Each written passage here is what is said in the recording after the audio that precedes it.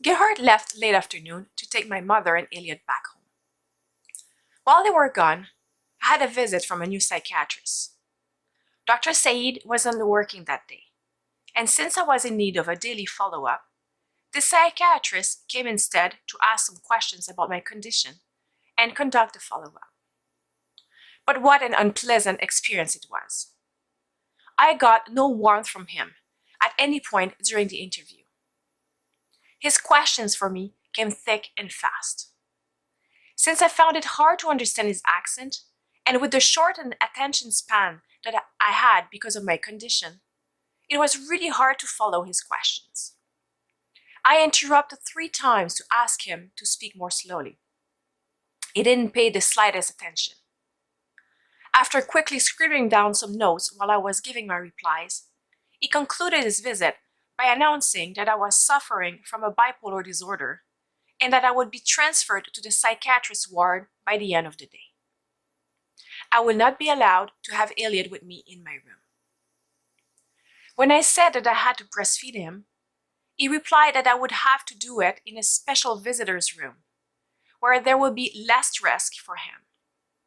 The patients in this part of the hospital could behave dangerously.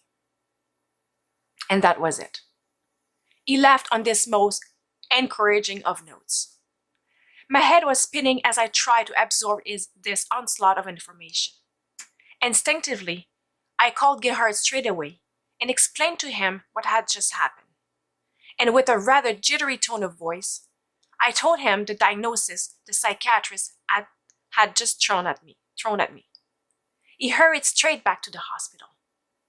I was reassured to see him arrive, but all I could think was that I was about to be transferred to the psychiatric unit.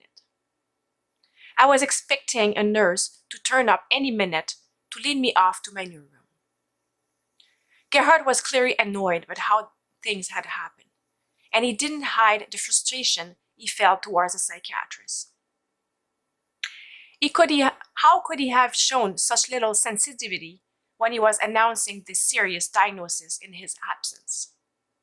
And so Gerhard went to the nurse's desk to ask to meet the psychiatrist, wanting to understand what his reasons were and to express his dissatisfaction with how he had conducted the meeting with me. But he had already left the ward. Gerhard asked if they had been informed that I was being sent off to the psychiatric unit. Our nurse replied that it had been decided in the end to keep me in their ward because of my baby. He would have been a complication for the psychiatric unit, and it was simpler and safer to keep him with us where I was. We were both reassured by this news. Not long afterwards, the same nurse turned up in my room to ask Gerhard to come with her to her desk. The psychiatrist he had wanted to meet was available to talk to him on the phone. Gerhard left to go and speak with him. He expressed his dissatisfaction and told him that he would have liked to have been present when he met with me and announced his diagnosis, considering that I was clearly in a very unstable condition. With a tone of voice which was just as insensitive as the one he'd used speaking to me, the psychiatrist replied that he had acted according to the protocol of the hospital. Gerhard didn't argue for much longer, realizing that it wouldn't lead anywhere. We just had to hope that he would not have anything more to do with us. At least, I didn't have to change room. Early in the evening, we had a visit from a couple of friends whom we had got to know over the course of the previous year. When I saw them arrive, I was really touched by this show of kindness from them. I knew my friend was really busy with her little family, especially since she had given birth 2 months before I had. Indeed, she had brought her young baby with her and she gave him a feed not long after arriving. My heart ached as I saw such a natural moment of affection between baby and mother. I missed Elliot terribly. I too wanted to be able to hold my baby in my arms at that very moment. I envied her being able to stay with her baby and being healthy enough to look after him by herself. This wasn't the case for me, and I was having difficulty accepting it. My memories of the evening are very incoherent.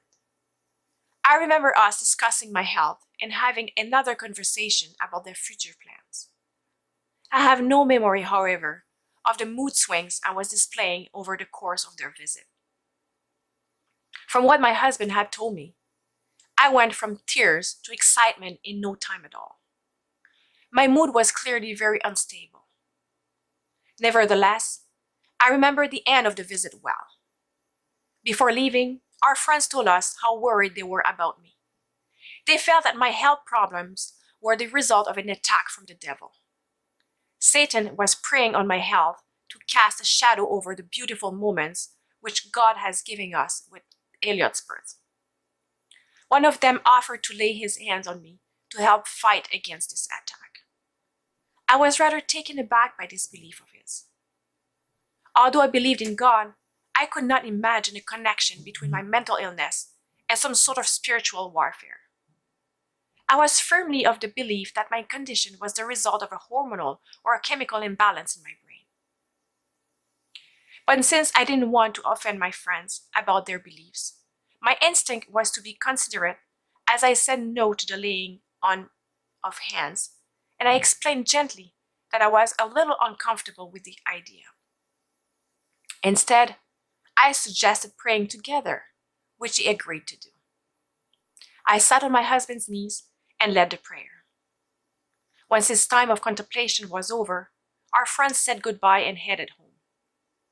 Gerhard made sure that I felt well enough to be by myself, and then also went home. Not long afterwards, our nurse came to give me my medicine. Once I was in bed, I fell quickly into a sweet sleep.